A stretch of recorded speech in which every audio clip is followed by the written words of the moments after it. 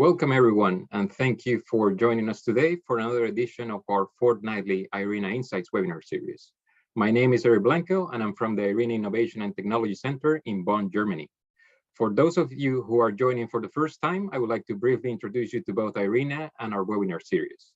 IRENA is an intergovernmental organization with currently 167 member countries and another 17 countries in the process of accession. We support these countries in the transition to a sustainable energy future and serve as the main platform for international cooperation, a center of excellence, and a repository of knowledge on renewable energy. The IRENA Insights webinar series started back in January 2020, and so far over 30 webinars have been organized on various topics. You can check them all on the IRENA events website and YouTube channel. The format of the webinars is that they last 30 minutes to give you a glance of a topic for you to decide if you want to delve deeper into the specific topic and check the full report. But this also means that we cannot cover everything. The presentations are site-posted with further sources to give you more in-depth information to help you do that. In the next slide, we jump to the topic of today. We have Elizabeth Press. Elizabeth is IRENA's Director of Planning Program Support and leads the work of the Collaborative Framework on Geopolitics for the Energy Transition. The work on geopolitics for IRENA started back in 2019 with a landmark report looking at the geopolitical implications of renewable energy. Back then, hydrogen was not as mainstream as it is today, and it was only mentioned a couple of times. Fast forward 3 years, and the outlook for hydrogen has completely changed, potentially upending the current geopolitical landscape. This is what we'll hear more about today from Elizabeth, summarizing some of the insights from our report back in January this year. But before I hand over the microphone to Elizabeth, just let me briefly mention a few housekeeping items in the next slide. We're recording the webinar, and we will post the recording and slides on the IRENA's events website within the next 48 hours. All of you are on mute, so if you have questions for Elizabeth, please use the Q&A function. We encourage you to use it. And don't forget to give us your feedback in the short survey, which will be available after the webinar. Without any further ado, let me welcome Elizabeth. Thanks for being here. We look forward to your presentation, and the virtual stage is yours. Okay, thank you, Harry, very much, and welcome everybody to this webinar. So let me go straight into the presentation. As Harry mentions, we can also only give you a glimpse of the report because we don't want to spend all the time talking. We would like to have a little bit of a conversation with you as well. So I have a few slides to share with you and to give you some of the headlines of the report on geopolitics. You can, I assume you can all see the first slide, which shows that the cover page and explains why we did this report. As Harry mentioned, it's part of our broader work on geopolitics of energy transformation, and it's a deep dive on the policy darling of the day is the hydrogen market. Can I have a next slide, please? So, you know, one of the questions that we often get when we talk about this report is why is it that we think that hydrogen this time will be any different than in previous times when there was a focus on hydrogen, largely born out of energy security. And there are two main reasons why we think that it will be different this time. One, there is a pressure of climate change and decarbonization, and some of the areas basically have hydrogen as the only option for decarbonization. And the second part of it is that with the fall of costs of renewables, there is a totally different landscape for hydrogen, and there is a different potential of how it can be produced and what sort of business model can be in place for its use at scale.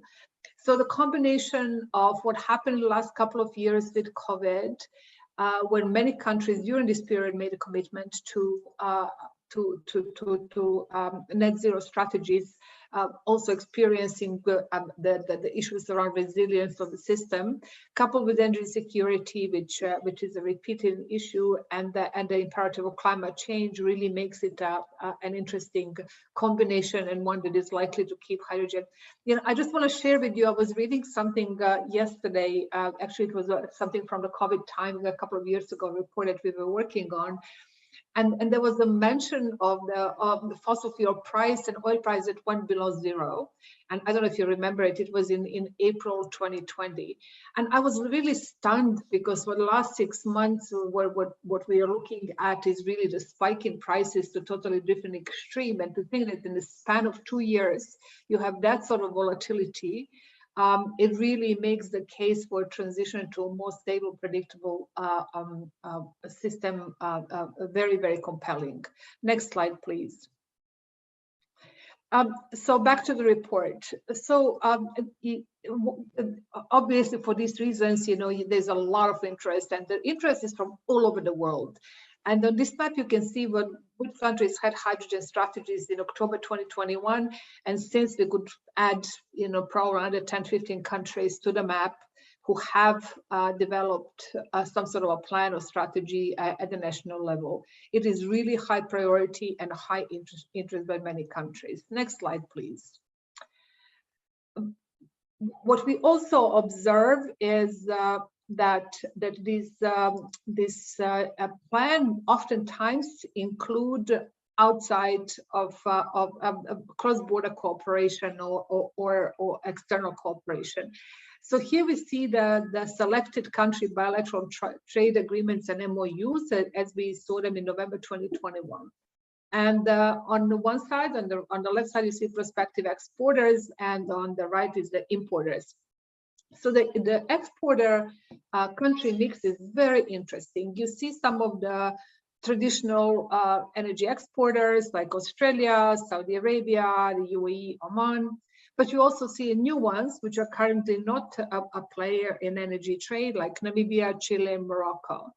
And this shows that the point of having green energy and the potential of developing green hydrogen is becoming quite a prominent issue, and opening new avenues for countries to rethink how they can be part of the global economy that is forward-looking and aligned with the climate objectives.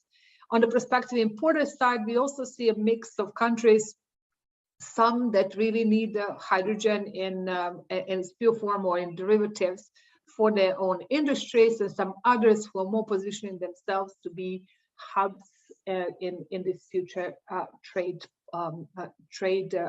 possibilities. Next slide, please. And so we also see there is an expanding network of hydrogen trade routes, plans, and agreements. How this is going to play out, it's not really clear. It is very early. It's been only a couple of years since this all started. And there is a lot of unknowns around the sector itself and how these dynamics, the cross-border trade, the global trade dynamics will evolve. At IRENA, we estimate that about 1/3 of hydrogen derivatives will be traded across borders. And this early expanding network of trade routes, plans, and agreements is yet to be seen how it's going to evolve. But in any case, we see the relationships and patterns that they're very different from those that we had in the 20th century based on the hydrocarbon trade. Next slide, please. Excuse me. So let me just reflect a little bit on the how the value of trade in energy commodities is envisioned to be shifted. So this particular slide is based on IRENA's World Energy Transitions Outlook.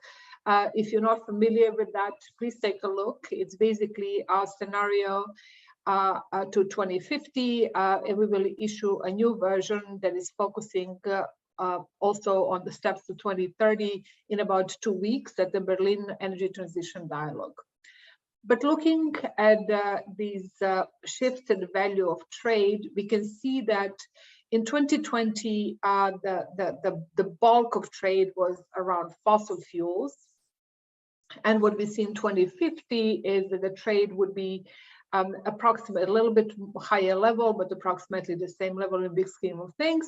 But 20% of that would be hydrogen and energy derivatives.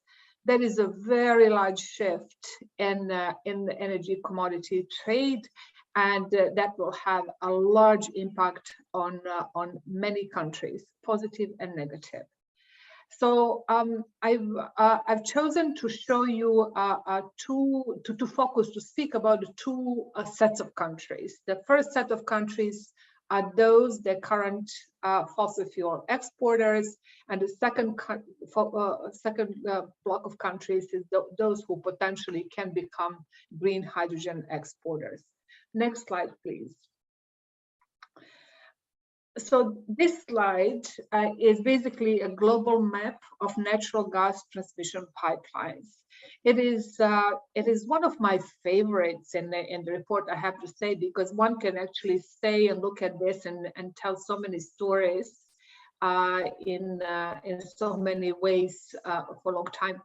And the few things that are really important here. One is that this image shows that in the context of hydrogen, there is a cost effectiveness and potential regionalization of hydrogen trade that can be built upon the existing infrastructure, the existing resources, and the skill sets and capabilities of countries that already trading gas.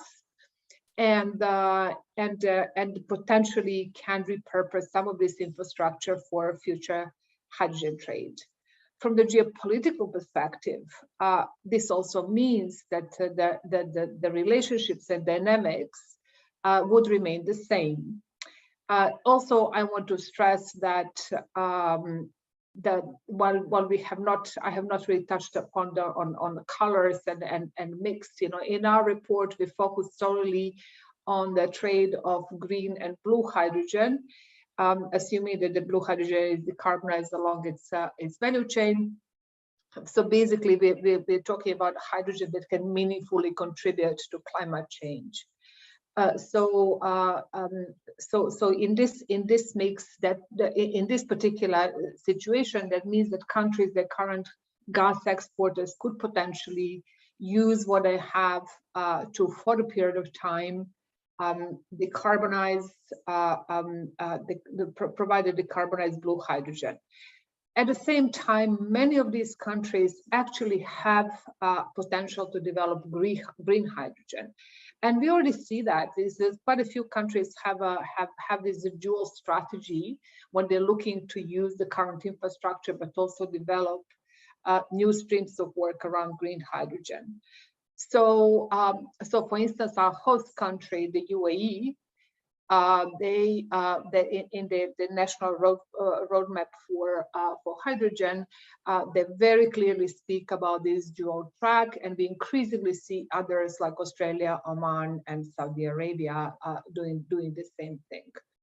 In any case, as I mentioned, from the geopolitical perspective, this means that the existing infrastructure in some way would replicate the geopolitical codependencies as they are today, for which is a choice to be made.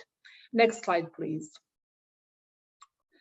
And now this here is showing us a sort of an abstract picture of what is technically possible to do with green hydrogen. And this is where the entire geopolitical story comes alive, because it opens all these, it opens the imagination of so many countries around the world that are currently net importers, dependent on high price and volatility of markets, that they can actually have not only sufficient hydrogen for their own use, but also become potentially exporters.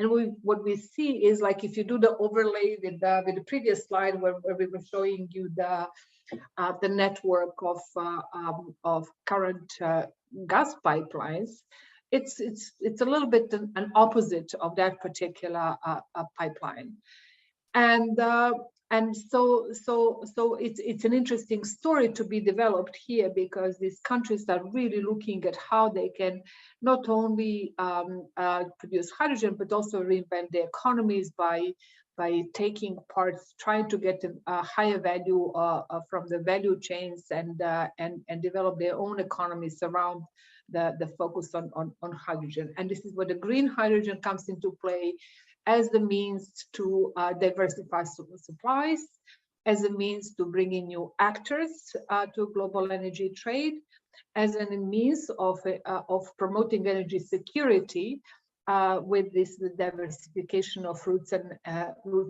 plans.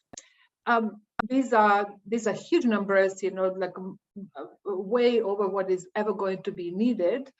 But also they are very far from the being able to be realized in the short term, because what they require really a concerted effort from developed countries, including those who are potential importers, to invest in know-how, technology transfer, and partnerships to create a situation, to create the environment in which the hydrogen business can flourish in the areas with low-cost renewable energy. I also want to add 2 points here. They're very important points. One is that the countries with high, you also see that these are coinciding with some of the countries that really have a very low energy access, and their energy needs are very, very high at the development level. So some of the choices and priorities need to be carefully balanced to make sure that the national priorities are met, and that there is a comprehensive approach to development and social inclusion.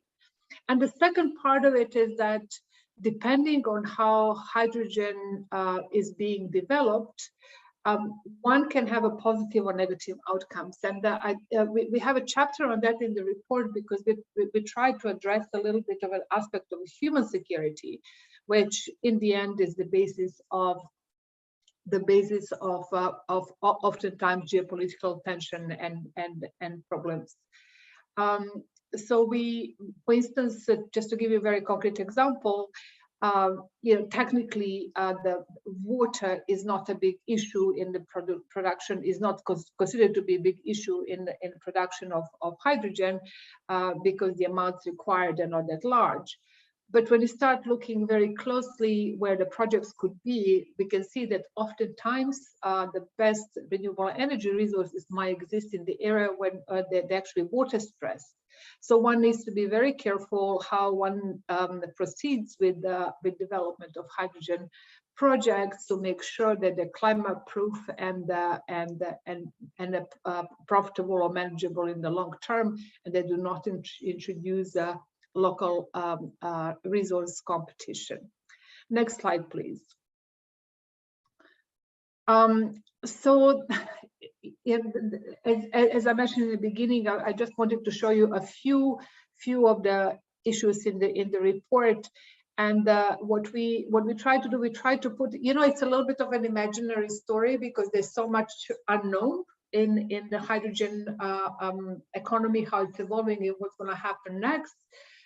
So it's a good time for policymakers to actually be really hands-on and shape some of these outcomes, proactively shape some of the outcomes. So, but also we point out that, so we identified a few policy considerations. So part of it is that hydrogen is only one part of a large energy transition picture. So it really should be considered within this larger context. I mentioned the issue of access, but also, in the context of how you prioritize and which applications are best suitable for the use of hydrogen. All of these discussions are quite dynamic and ongoing. So there has to be, it cannot be just a narrow focus on hydrogen. It has to be looked at with all the moving parts of the energy transition. And that will also help us develop and rapidly scale up the market to meet the decarbonization needs. And for that, international cooperation will be absolutely necessary, and one of the essential parts to actually evolve in the coming years will be to develop coherent standards and norms to make sure that hydrogen is actually contributing to climate change meaningfully.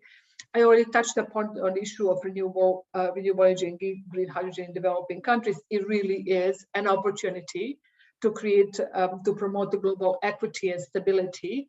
And this is not just it's not just a moral and a humanitarian issue. It is also a self-interest, because with it can help many different aspects of concern, including the diversification of supply options. And as I mentioned, we also highlight the policymakers really need to look at it comprehensively in the deployment of hydrogen to see what outcomes might be achieved. Next slide, please. And this is my final slide. I just wanted to give you a glance of what IRENA does on hydrogen. We have this report is just one part of a very big body of work on hydrogen. We look at it from many different angles. We look at it from a trade perspective, from technology perspective, from policy perspective.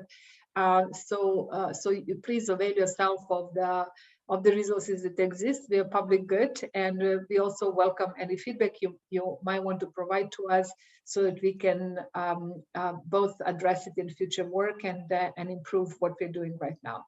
I thank you very much, and back to you, Harold.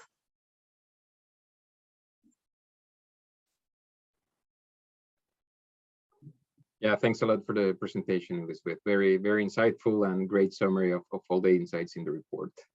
Let me swiftly move to the Q&A. I remind you that you can submit your questions in the Q&A function.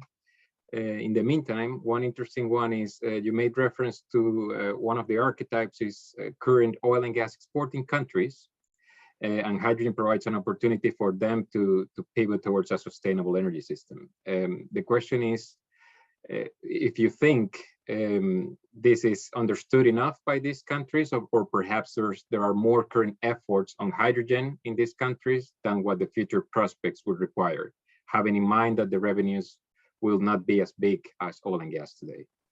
So you're asking about the fossil fuel countries? Yes.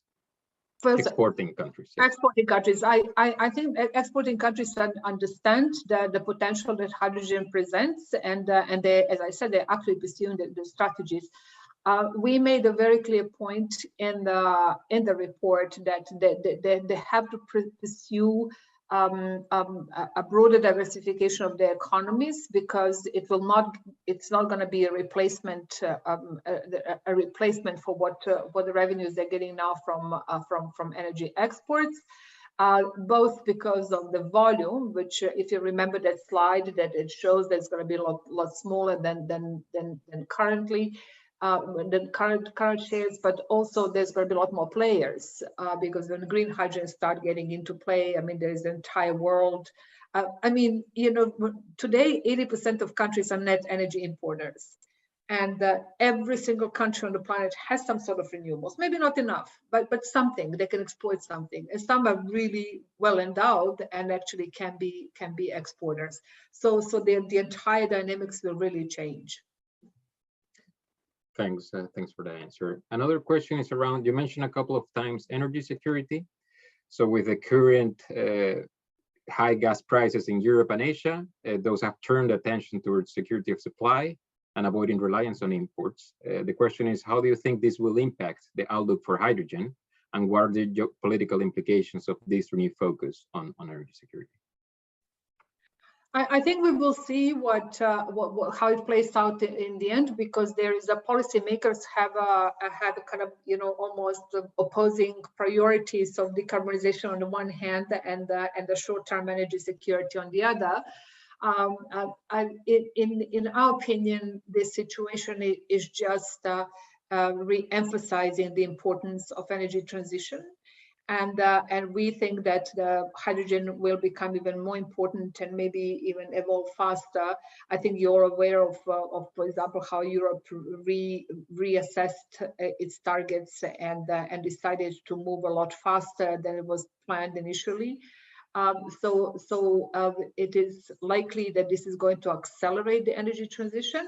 But in the short term, I think we're going to see a little bit of everything, because I think people just have to manage whatever comes their way, because on a day-to-day basis. What is really important is that any short-term actions are basically focused on the medium and long-term priorities and framed within that, because I think everybody understands. I mean, we're just compounding new issues that basically show that the system that we have right now is just not working for anybody anymore.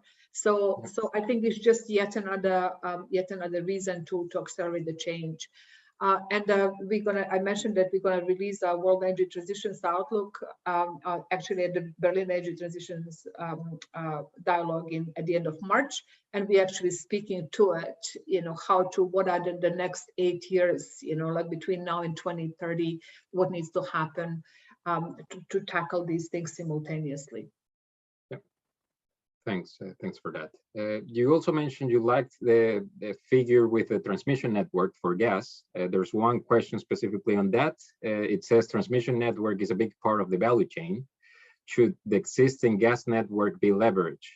And how will Africa, as a supplier, then compete if there's limited gas infrastructure there? Okay, so that, just to clarify, the reason that I like that slide is because it tells many stories, and in part it tells a story on Africa, and how everything plays out today, and what is the potential of change when you look at the second slide, which was actually showing the renewable potential, which is all kind of filling in the blank spaces in the network. So to go back to your question. It's absolutely, and so Harry is actually probably a better place to talk about the replacement. But as Harry but other colleagues in IRENA taught me during the process of writing this report, it is absolutely possible to repurpose some of this infrastructure, and countries should be encouraged to do so. Because the point of just transition is to take everybody along and make everybody part of the clean economy that is necessary for our climate priority.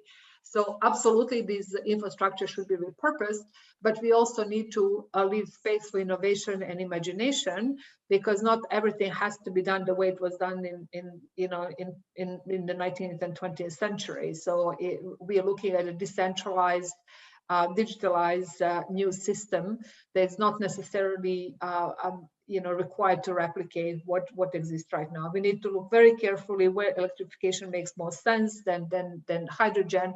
It's not a fuel replacement; it's a different system, and I think that needs to be remembered and taken advantage of. Yeah, thanks for that. There's time for one more question, quick one. The question is around hydrogen is expensive to transport. So it makes more sense to transport hydrogen derivatives, but that could also mean relocation of industry, because you would produce it wherever is cheaper, and then you transport the hydrogen derivative. To what extent do you think such industrial relocation will take place, and how do you see the trade-off between cost and other geopolitical implications of such relocation? And if you can answer that briefly, that would be great. I will answer that very briefly, because I think that point goes to the heart of hydrogen, of the hydrogen future. As we say in the report, we think that the transport cost will influence how hydrogen will be traded, and it's likely to push parts of it into further regionalization, and that only derivatives, as you rightly point out, are likely to continue to be globally traded as they are today, just in a sort of different volumes and places. And from that angle, it is also logical to assume that corporates will be looking where they can inexpensively develop green commodities. And green commodities is the next frontier in energy decarbonization. And this is one of the strategies that I was talking about. If countries can be empowered to actually develop the necessary infrastructure, for that sort of green industrialization, that would be actually a contribution that will benefit everybody. And just to make a very clear point, this does not mean that there will be winners and losers, because there's space for everybody in this. So the question of an inclusive and more equal world in the future that is also climate proof and able to sustain us all. Yeah. Thanks for that. Our 30 minutes have come to a close. I would like to thank you, Elizabeth, for your time and for sharing with us your knowledge and experience about the geopolitical implications of hydrogen. And I would like to thank you, all of you, for joining today, for listening, and for your questions. We hope you learned something new. In the next slide, we see the next event in the next webinar in 2 weeks about the smart electrification with renewables. The registration is already open, and we look forward to seeing you again. In the survey, you will receive a short survey. You can leave us some comments about topics that you're interested in, so that they can be covered in the future. And I wish you a great rest of the day. Goodbye, and see you soon. Thank you very much. Thanks, everyone. Bye. Bye.